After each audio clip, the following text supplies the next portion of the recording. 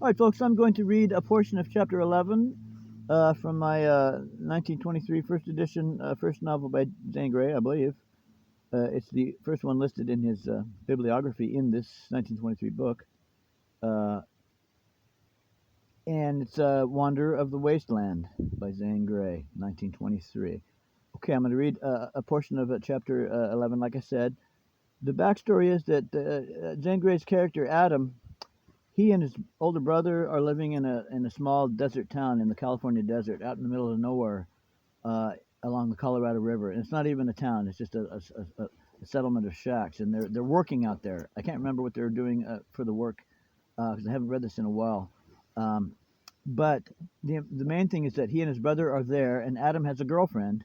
Well, Adam's brother steals Adam's girlfriend out there in that tiny shack town in the middle of the California desert by the Colorado River. Adam becomes so upset, kind of suddenly and enraged that he actually shoots his brother. He murders his brother for stealing his woman. Well, now he is in a panic situation. He has to get out of there, but he has no horse. He has no money, virtually, as I recall. There's no way for him to get out of town. But then he sees the river, the Colorado River, and he sees a boat tied up there, like a rowboat type of a deal. Now, at this time, the Colorado River was an extreme wilderness.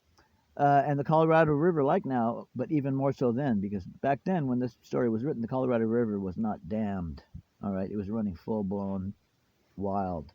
So anyway, so his only choice to get out of town after having murdering his brother was to get on this flimsy rowboat that was tied up alongside the Colorado River that belonged to somebody else. He had to steal it, and he had to hide while he was doing it. So anyway, he ends up out in the California desert.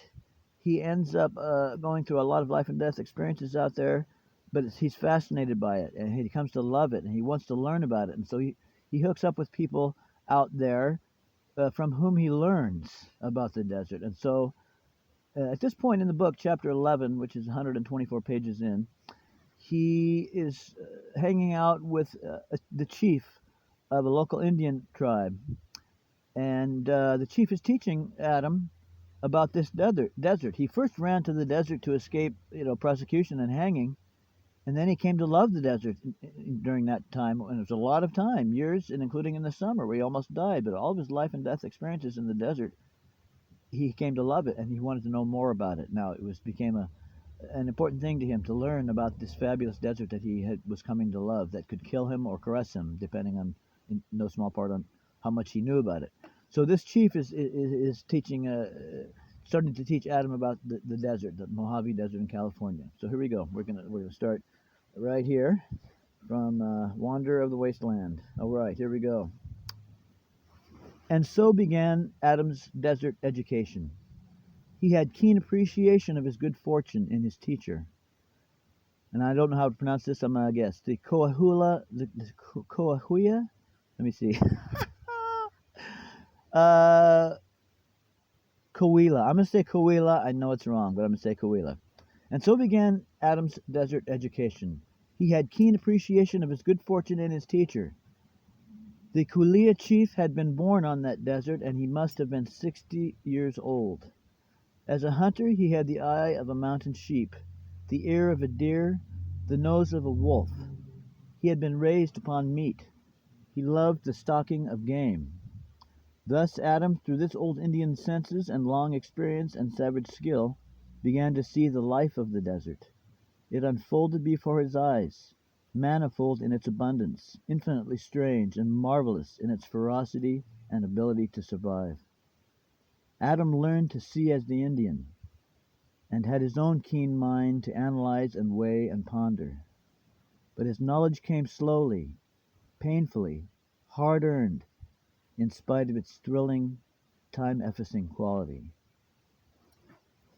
In those wonderful autumn days, Adam learned that the antelope could go long without water, that nature had endowed it with great speed to escape the wolves and cats of the desert, that from its prominent eyes it could see in any direction, that its coloring was the protective gray of the sage plains. He learned that the lizard could change its color like the chameleon, adapting itself to the color of the rock upon which it basked in the sun. that it could dart across the sands almost too swiftly for the eye to follow.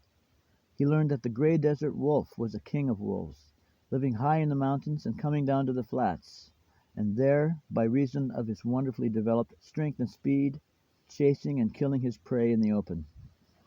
He learned that the coyote was an eater of carrion, of rabbits and rats, of birds' eggs, of mesquite beans, of anything that happened to come its way, a gray, skulking, cunning beast, cowardly as the wolf is brave, able, like the antelope and the jackrabbit, to live without water, and best adapted to of all beasts to the desert. He learned that the jackrabbit survives through the abnormal development of his ears and legs, the first extraordinarily large organs built to catch sound, and the latter long, strong members that enable him to run with ease away from his foes. As he learned that the cottontail rabbit lived in thickets near holes into which he could pop, and that his fecundity in reproducing his kind saved his species from extinction. Adam learned about the desert ants, the kangaroo rats, the trade rats, the horned toads, the lizards, the snakes, the spiders, the bees, the wasps, the way they lived and what they lived upon.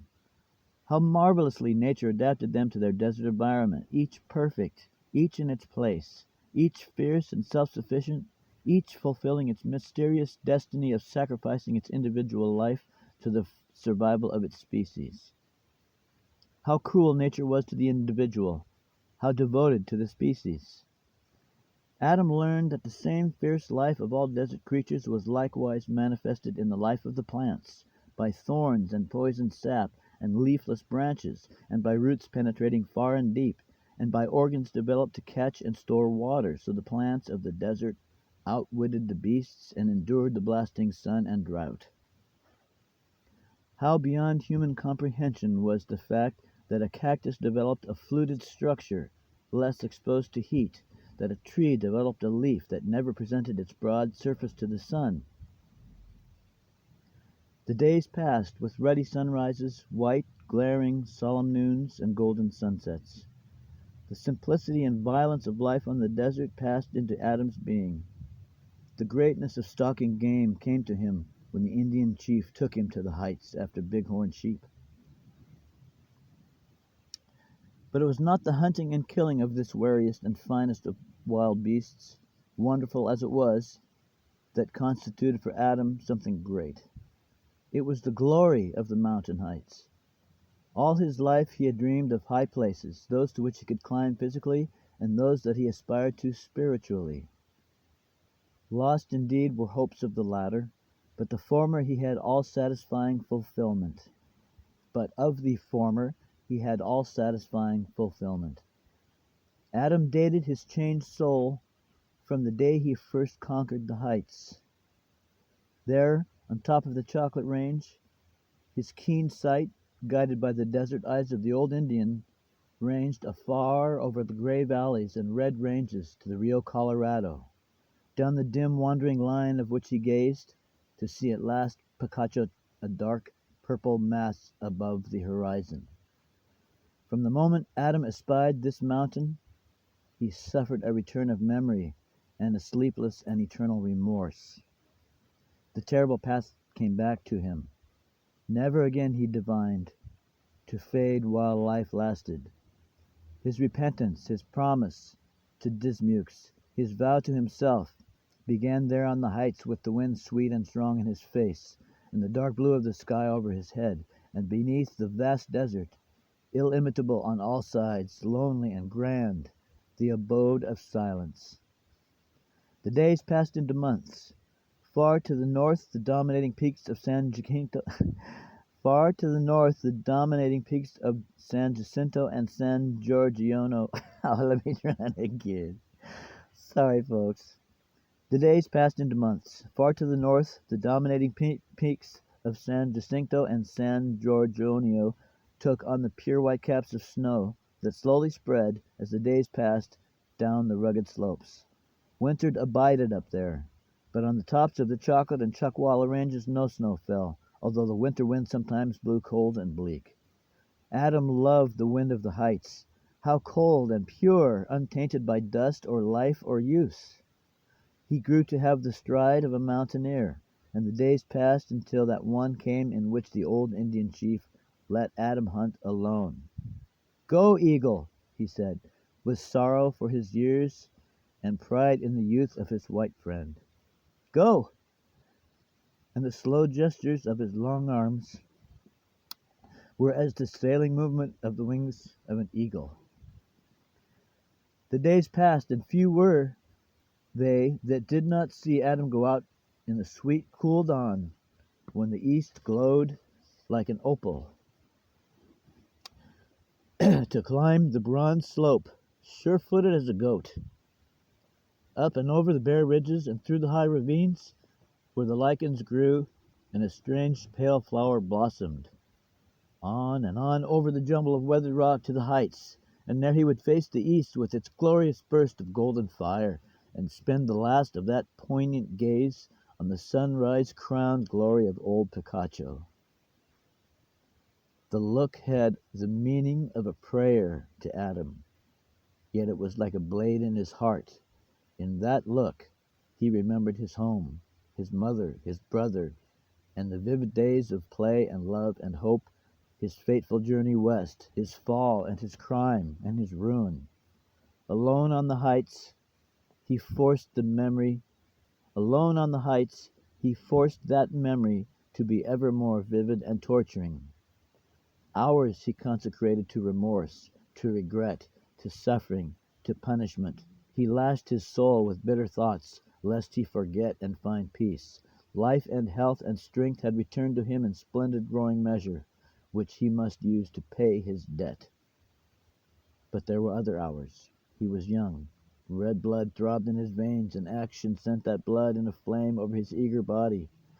To stride along the rocky heights was something splendid. How free! Alone! It connected Adam's present hour with a remote past he could not comprehend. He loved it. It was proud that the Indians called him Eagle. Let me start over. He was proud that the Indians called him Eagle, for to watch the eagles in their magnificent flights became a passion with him. The great blue condors and the grizzly vultures and the bow-winged eagles, all were one and the same to him, indistinguishable from one another as they sailed against the sky, sailing so wondrously, with never a movement of wings, or shooting across the heavens like thunderbolts, or circling around and upward to vanish in the deep blue. There were moments when he longed to change his life to that of an eagle, to find a mate and a nest on a lofty crag, and there, ringed by the azure world above and with the lonely barren below, live with the elements.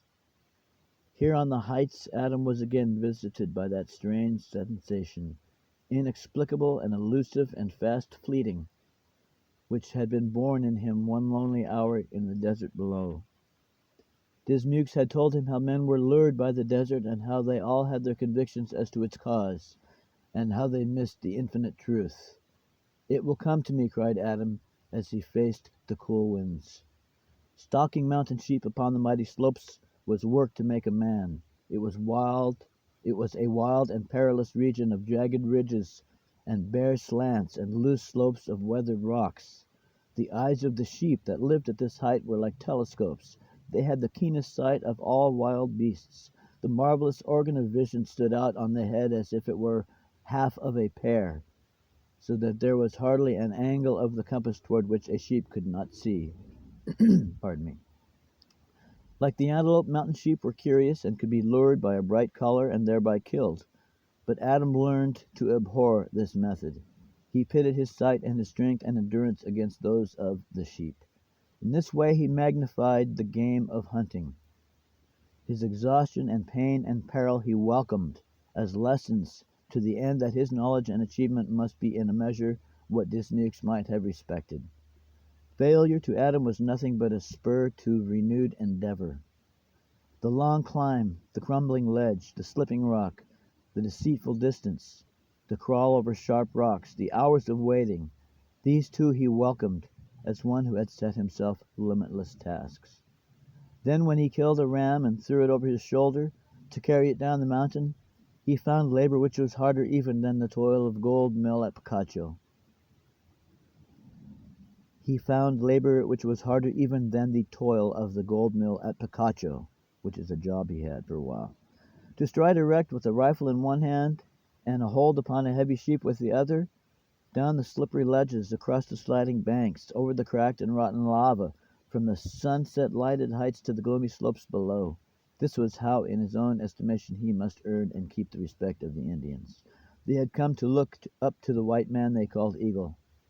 He taught them things to do with their hands, work of white men which bettered their existence, and he impressed them the more by his mastery of some of their achievements. The days passed into months. Summer came again, and the vast oval bowl of desert glowed in the rosy sunrise, glared in the white noon hours, and burned at sunset. The moving heat veils smoked in rippling clouds over the Salton Sink.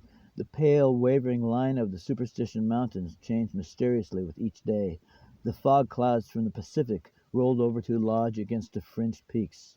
Time did not mean anything to the desert, though it worked so patiently and ceaselessly in its infinite details. The desert might have worked for eternity. Its moments were but the months that were growing into years of Adam's life. Again he saw the San Jacinto and San Giorgio crowned with snow that gleamed so white against the blue. And I'm going to stop right there, folks, because we're at 16 minutes. But there's a sample. This is my first time doing a reading. I apologize that I'm not good at it, but I'm going to keep working at it and try to get, better at it. Anyway, so there you go. Again, my reading is very poor, and I apologize, but I hope it did not interfere with the ability to hear and take in Mr. Zane Grey's words, because his writing and his understanding of the desert, and just, to me, it's incredible. It's just incredible. All right, thanks a lot. I hope at least one person, and hopefully more, will enjoy this. And leave comments if you want to. If you don't mind, if anybody watches this and does like it, if you don't mind just doing a thumbs up, punch the thumbs up deal, or leave a comment saying you liked it, well, then that'll encourage me to do more of this sort of thing. And if you leave a note, a comment or a thumbs down, well, that'll tell me to knock it off. Don't do it anymore. Anyway, there you go. There's an excerpt from Chapter 11 of the 1923 Zane Grey novel, Wanderer of the Wasteland. This is Mark at SWF, Starving Writers Forum, wishing everybody Happy New Year, and keep working on your writing. Keep working on it, man. Drinking coffee and writing. That's the life. See you soon, I hope. Bye.